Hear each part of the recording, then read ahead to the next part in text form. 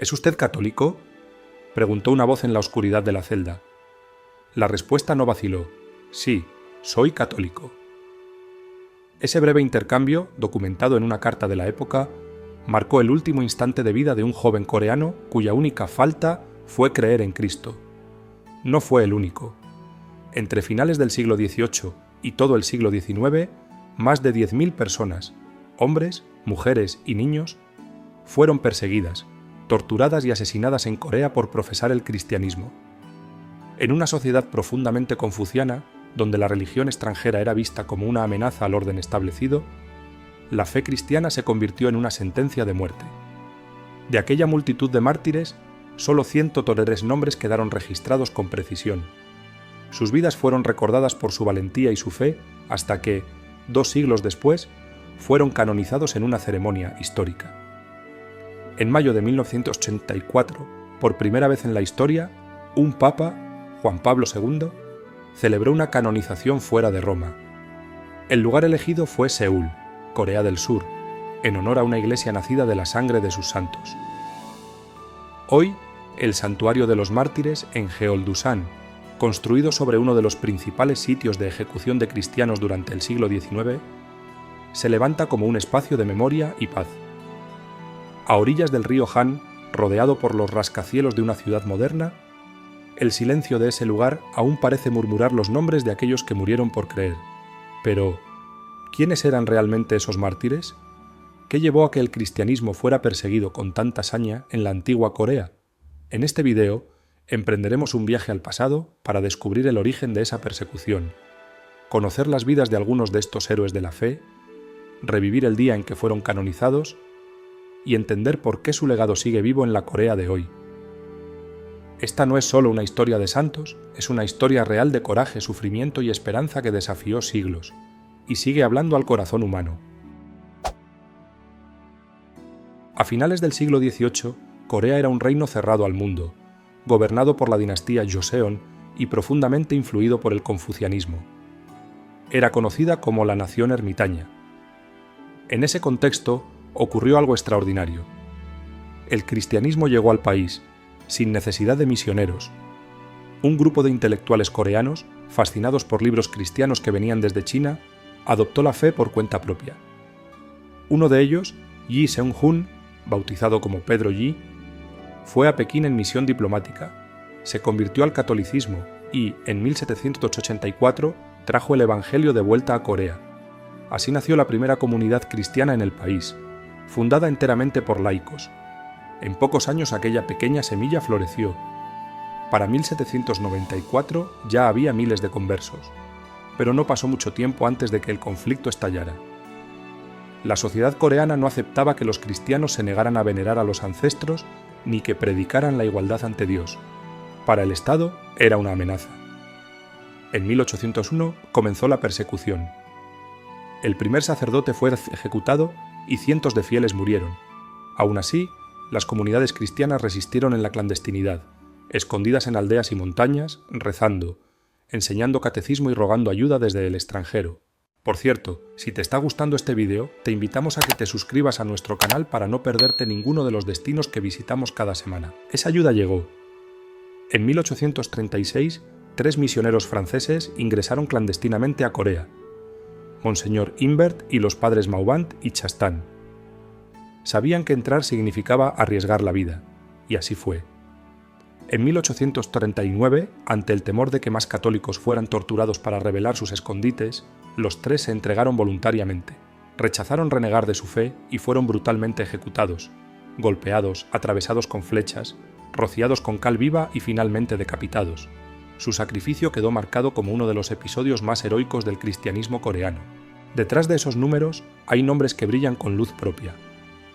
San Andrés Kim Taegon fue el primer sacerdote coreano. Nacido en una familia noble, huyó del país para formarse como sacerdote. Regresó en secreto y dedicó su vida pronto a servir a la comunidad clandestina. A los 25 años fue arrestado, torturado y decapitado.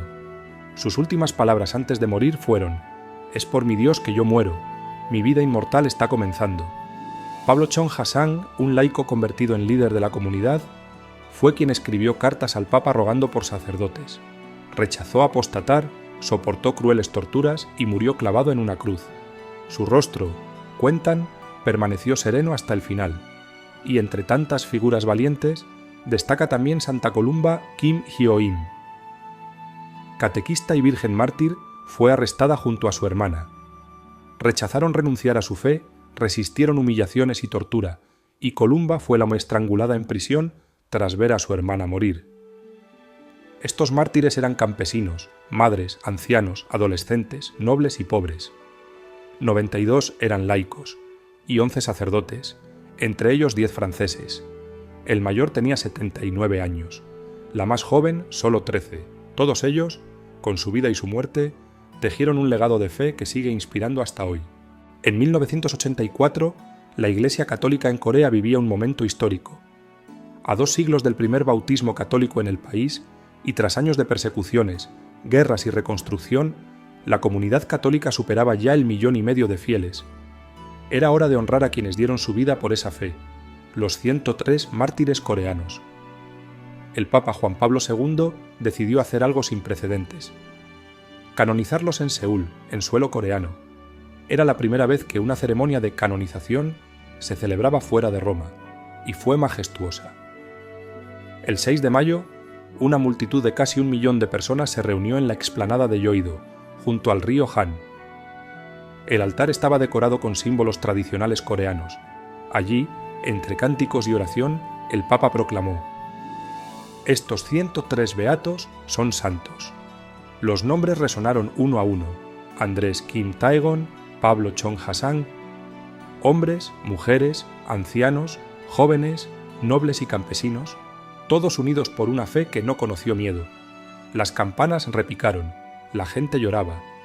Enormes tapices con los rostros de los nuevos santos ondeaban junto al altar, mostrando que el cristianismo había echado raíces profundas en la cultura coreana. Juan Pablo II lo resumió con fuerza: «La Iglesia en Corea está edificada sobre la sangre de estos mártires», y añadió que esa sangre no fue en vano. La Iglesia coreana florecía. Vocaciones, conversiones y una identidad renovada. El impacto trascendió lo religioso. En plena transición política, incluso los no cristianos vieron en aquellos mártires símbolos de integridad, honor y libertad de conciencia. Así, esos santos se convirtieron no solo en héroes de la fe, sino en referentes para toda una nación.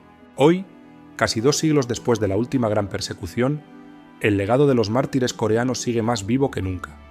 Corea del Sur ha pasado de ser un reino aislado a una nación moderna y plural, donde la fe puede vivirse con libertad. Lo que empezó en secreto en 1784 se ha convertido en una iglesia vibrante. Más de 6 millones de católicos caminan hoy por las calles de Seúl sin temor, muchos con cruces al cuello, como símbolo de una fe que ya no se esconde.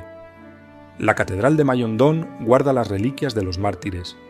Lugares de ejecución como Yeoldusan se han transformado en santuarios de paz y memoria. Cada 20 de septiembre, la Iglesia coreana celebra con orgullo a sus 103 santos. Pero su mensaje va más allá de Corea. Estos mártires nos interpelan hoy. ¿Seríamos capaces de sostener nuestras convicciones bajo presión? ¿Qué lugar ocupa la fe en nuestra vida cotidiana? Ellos no empuñaron armas ni buscaron el conflicto. Simplemente se negaron a traicionar su conciencia.